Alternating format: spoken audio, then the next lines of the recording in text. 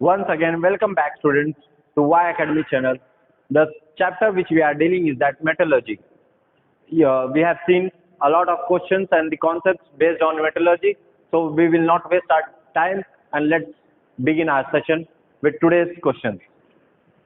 What is the first question of today's is that what is the purpose of quality control in metallurgy? ठीक है? They are asking what is the purpose, what is the application of quality control in metallurgy.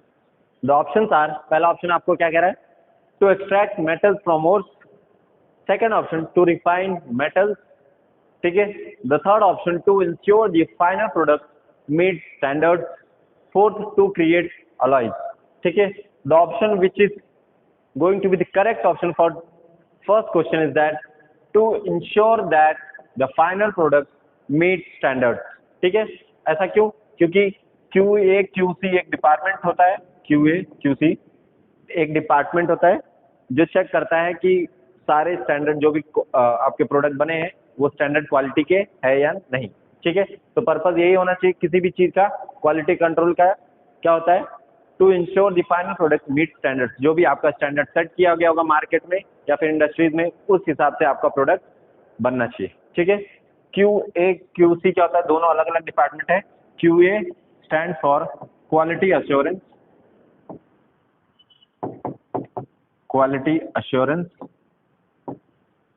and QC stands for quality checking.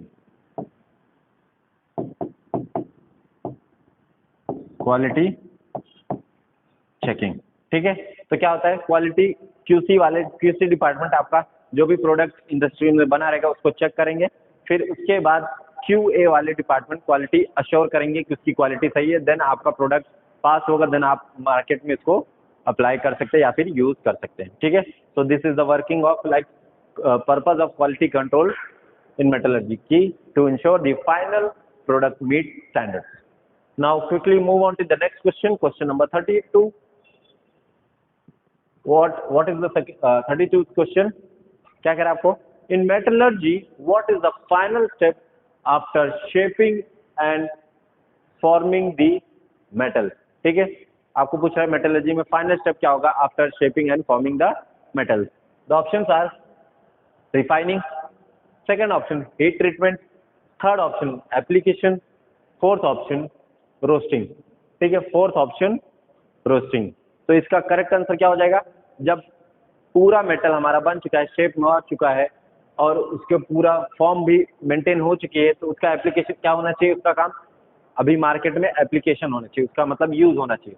तो क्या हो जाएगा हमारा correct answer? That is option number C. उसका क्या होना चाहिए? एप्लीकेशन बेस्ड होना चाहिए. तो लास्ट स्टेप क्या होता है? एप्लीकेशन. ठीक है? क्या होगा लास्ट स्टेप? एप्लीकेशन, कि वो मार्केट में यूजफुल है कि नहीं, उसका एप्लीकेशन यूज आ रहा है कि नहीं. So this will be the correct answer, that is option number C. Now moving on to the next question, question number 33rd. क्या कह रहा है? Which natural resources are the primary source of metallic ores in metallurgy? ठीक है? आपको पूछ रहा है जो ores पाए जाते हैं वो कहाँ से पाए जाते हैं, किस नेचुरल रिसोर्स से. ठीक है? The options are first option fossil fuels, second option water bodies, third option earth crust, fourth option atmosphere. ठीक है? अगर इस क्वेश्चन का आपने आंसर नहीं पता फिर भी आप थोड़ा सा लॉजिक यूज कर सकते हैं, आप आंसर गेस कर सकते हैं. क्यों? क्योंकि देखिए फॉसिल फ्यूल्स क्या होता है? कोल पेट्रोलियम वगैरह, जो कि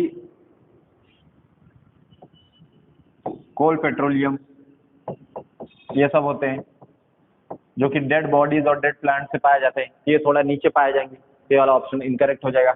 वाटर बॉडीज भी वही हो गया, मरीन एक्वेटिक, जो कि सरफेस पे पाया जाएगा. तो जो मेटल पाया जाएगा और वो किस में पाया जाएगा? अर्थ क्रस्ट में. किस में पाया जाएगा? अर्थ क्रस्ट में. तो ये हो जाएगा हमारा क्वेश्चन का क्या हो जाएगा करेक्ट आंसर.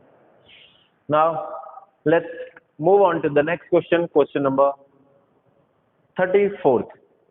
क्या कह रहा है आपको? What is the process called when metals react with oxygen to form metal oxide. ठीक है? क्या बोल रहा है आपको? क्या पूछ रहा है कि जब मेटल ऑक्सीजन के साथ रिएक्ट करते हैं, मेटल ऑक्साइड्स बनाते हैं, उस प्रोसेस को क्या कहा जाता है? The options are reduction, second option oxidation, third option refining, fourth option alloying. तो इस क्वेश्चन का करेक्ट आंसर क्या हो जाएगा? That is option number B. Option number B, oxidation not reduction. Please make a note, इसको reduction नहीं oxidation बोला जाता है, ठीक है।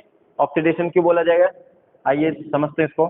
क्या कहा है? Metal react with oxygen. तो let's say zinc is the metal react with oxygen and giving me zinc oxide, ठीक है। Zinc react with oxygen metal and giving me zinc oxide. तो ये क्या हो जाएगा? मेटल हो जाएगा। ये ऑक्सीजन के साथ रिएक्ट किया, ये क्या हो जाएगा? मेटल ऑक्साइड, ठीक है, मेटल ऑक्साइड, बराबर। And now we know the definition of oxidation is that कि removal of hydrogen and addition of oxygen, addition of oxygen. And reduction का क्या होता है? Removal of oxygen and addition of hydrogen, ठीक है। तो let's see what we have written. Zinc के पास अभी ऑक्सीजन नहीं है, राइट। जिंक के पास ऑक्सीजन नहीं है, फाइनल प्रोडक्ट में क्या हो रहा है? ऑक्सीजन ऐड हो गया है। फाइनल प्रोडक्ट में क्या हो रहा है? ऑक्सीजन ऐड हो गया है। तो हमने पता है ऑक्सीडेशन का डेफिनेशन क्या था? Removal of hydrogen and addition of oxygen. तो ये ऑक्सीजन जो ऐड हुआ है इसी को कहते हैं ऑक्सीडेशन, इसी को कहते हैं ऑक्सीडेशन। नहीं तो हम ऑक्सीडेशन स्टेट निकाल के पता कर सकते हैं। जैसे इधर जिंक का ऑक्सीडेशन स्टेट कितना है? 0, और इधर कितना है? +2। तो हमें दिख रहा है ऑक्सीडेशन स्टेट किधर से कितनी गई? 0 से +2। तो क्या हुआ? इसका ऑक्सीडेशन हुआ। इधर जिंक ऑक्साइड क्या है? ऑक्सीडेशन। बट अगर आपको पूछा जाता है जिसका ऑक्सीडेशन होता है वो क्या होता है? जिसका ऑक्सीडेशन होता है वो क्या होता है? रिड्यूसिंग एजेंट, ठीक है। जिसका ऑक्सीडेशन होता है वो उसको क्या बोलते हैं? Reducing agent. तो अगर आपको रिड्यूसिंग एजेंट पूछा होता है ये वाला आपका ऑप्शन होता है, रिड्यूसिंग एजेंट। तो समझ में आया? जिंक और ऑक्साइड को मिलाने के बाद जो मेटल ऑक्साइड फॉर्म होता है उस प्रोसेस का नाम है ऑक्सीडेशन, ठीक है। Now moving on to the next question, that is question number 35। क्या कह रहा है? What is the term for the ability of metals to be drawn into wires? ठीक है, आपको पूछ रहा है जो मेटल रहता है उसको सिंपल पतले पतले फॉर्म वायर्स में कन्वर्ट करने को उसको क्या बोला जाता है? क्या टर्म दिया गया? The option are, first option malleability, second option ductility, third option conductivity, fourth option sonorousness, ठीक है। Fourth option sonorousness. तो इस क्वेश्चन का करेक्ट आंसर क्या हो जाएगा? डक्टिलिटी, ठीक है। That is option number B, ना कि मैलिबिलिटी। मैलिबिलिटी क्या आता है? थिन शीट्स में उसको कन्वर्ट किया जाता है, ठीक है। और डक्टिलिटी क्या था? ऐसा थिन वायर्स में कन्वर्ट किया जाता है, ठीक है। तो इसको कहते हैं, इस प्रॉपर्टी को क्या कहते हैं? डक्टिलिटी नाम दिया गया, ना कि मैलिबिलिटी। तो एग्जामिनर भी आपको क्वेश्चन ऐसे फ्रेम करता है जो आपको ऑप्शन लगेगा कि ये करेक्ट है बट ये नहीं होता है। तो अगर इस सिचुएशन से बचना है तो आपको पूरी जानकारी होनी चाहिए। क्यों? क्योंकि हम कहते हैं half knowledge is always dangerous, ठीक है। तो आपका क्वेश्चन भी गलत करवाएगा, ऊपर से आपको नेगेटिव मार्किंग अलग से देके जाएगी, ठीक है।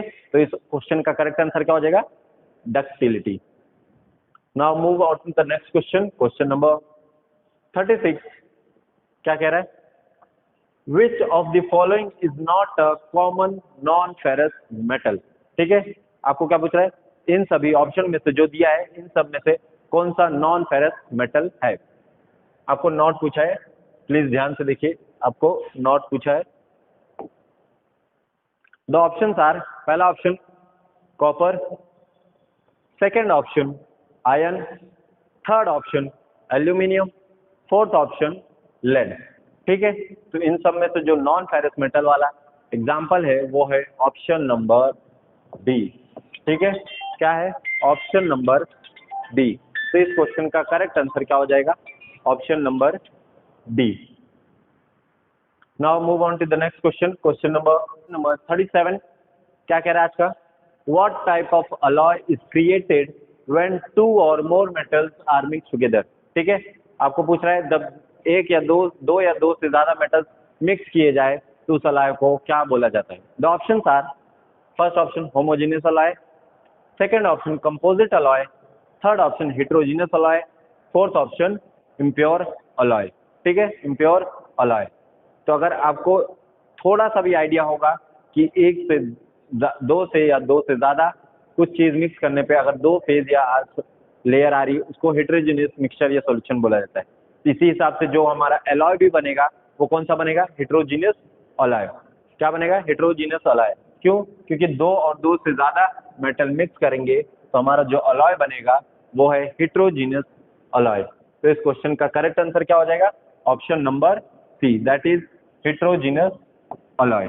ठीक है, आई होप समझ में आया होगा आपको कि सब चीजें जरूरी नहीं आपको रटने की होती, कुछ कुछ आपको लॉजिक भी यूज करना रहता है, क्वेश्चन में दिया रहता है। कभी कभी एग्जामिनर आपको चेक करता है कि आपका प्रेजेंस ऑफ माइंड कितना है। ठीक है, प्रेजेंस ऑफ माइंड चेक करने के लिए वो कुछ सिंपल से क्वेश्चन डाल देता है जो बच्चे आराम से गलत करके आते हैं। ठीक है, ये जरूरी नहीं कि एग्जाम में आपको सभी चीजें पता हो 100%। आपको जो चीज पता है आपका उसका दिमाग यूज करिए, आप उसका कॉन्सेप्ट यूज करिए और ट्राई करिए कि आपका आंसर्स मिल जाए। And always use elimination method to solve the questions. आपको एंट्रेंस एग्जाम में कभी भी 4 ऑप्शन जो दिए रहेंगे केबीसी की तरह 50-50% 2 ऑप्शन एलिमिनेट हो जाएंगे। तो use always elimination method to get the answers accurately, not precisely. ठीक है, तो आप ऑलवेज आप एलिमिनेशन मेथड यूज करिए। Now move on to the next question, question number 38। क्या कह रहा है, which metal is commonly use for electrical wiring due to its excellent conductivity. A very important question. क्या पूछ रहा है आपको, कौन सा वायर, कौन सा मेटल का वायर यूज किया जाता है कंडक्टिविटी के लिए। ठीक है, important question. The options are aluminium, second option copper, third option iron, fourth option zinc. तो आपके हिसाब से लगेगा, आप फैन डेली यूज करते हैं तो हो सकता है कि आपका ऑप्शन लगे ऑप्शन नंबर ए होना चाहिए क्योंकि एल्यूमिनियम वायर यूज किया जाता है, but it's not like that. Conductivity copper की ज्यादा होती है। ठीक है, तो इस क्वेश्चन का करेक्ट आंसर क्या हो जाएगा, that is option number B. Copper की इलेक्ट्रिकल कंडक्टिविटी ज्यादा होती है, इसी की वजह से कॉपर वायर यूज किया जाता है। ठीक है, मोर यूज किया जाता है। तो इस क्वेश्चन का करेक्ट आंसर क्या हो जाएगा, कॉपर, ना कि एल्यूमिनियम, ना कि एल्यूमिनियम। तो इस क्वेश्चन का करेक्ट आंसर क्या हो जाएगा, option number B. Now let's move on to the question number 39। क्या कह रहा है आपको, what is the process called when metals are heated and slowly cooled to relieve internal stresses and increase toughness. A very important question आज से।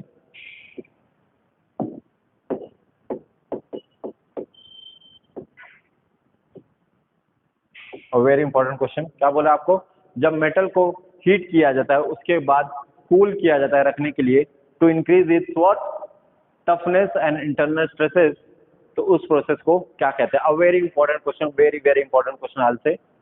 The options are casting, second option annealing, third option forging, fourth option smelting. ठीक है, fourth option smelting. तो इस question का correct answer क्या हो जाएगा, दैट इज एनेलिंग। जो प्रोसेस का नाम है क्या होता है, उसे कहते हैं एनेलिंग। दैट इज, मेटल को पहले क्या किया जाएगा, मेटल को पहले क्या किया जाएगा, हीट किया जाएगा। हीट करने के बाद जब वो अपना टेम्परेचर ऑब्टेन कर लेगा, ठीक है, उसके बाद क्या किया जाएगा, स्लोली कूल डाउन किया जाएगा, कूल डाउन। ठीक है, पहले मेटल को हीट करेंगे, जब वो टेम्परेचर अटेन कर लेगा उसके बाद कूल डाउन करेंगे। कूल डाउन करने के बाद क्या होता है, इसकी जो स्ट्रेस रहती है, इंटरनल स्ट्रेस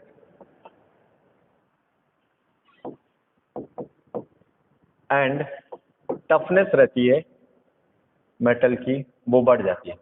इसलिए आपने देखा होगा इंडस्ट्री में अधिकतर कि मेटल को पहले बहुत ज़्यादा टेम्परेचर पे हीट किया जाता है ताकि वो पिघल जाए, उसके बाद कूल किया जाता है।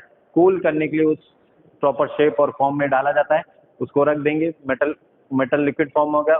फिर जो फॉर्म या शेप चाहिए रहता है इंडस्ट्रियलिस्ट को, वो उस फॉर्म में डाल देंगे। उसके बाद वो अटेंड कर लेगा ठंडा रखने के लिए, तो ठंडा होने के बाद वो शेप और फॉर्म अटेंड कर लेगा। उसके बाद तो क्या होगा, अटेन होने के बाद क्या है, उसकी इंटरनल स्ट्रेस और टफनेस बढ़ जाती है, और इस सभी प्रोसेस को मिला के क्या कहा जाता है, annealing. Now let's move on to the last question of today session. आज का क्वेश्चन का लास्ट क्वेश्चन क्या कह रहा है आपको सेशन का, that is question number 40।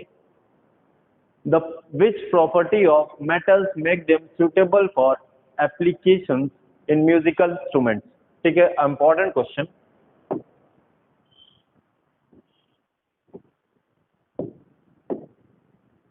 important question, ठीक है, आपको पूछ रहा है वो कौन सी प्रॉपर्टी होती है मेटल्स की जो इंस्ट्रूमेंट के लिए यूज की जाती है, कौन से इंस्ट्रूमेंट के लिए, म्यूजिकल इंस्ट्रूमेंट्स के लिए, ठीक है, म्यूजिकल इंस्ट्रूमेंट्स के लिए। ये क्वेश्चन अधिकतर फ्रीक्वेंटली पूछा जाता है एग्जाम में कि ये प्रॉपर्टी कौन सी है, एक ये वाला, एक बेल ब्रॉन्ज वाला मेटल, क्योंकि दोनों लगभग एक ही जैसे हैं, ठीक है।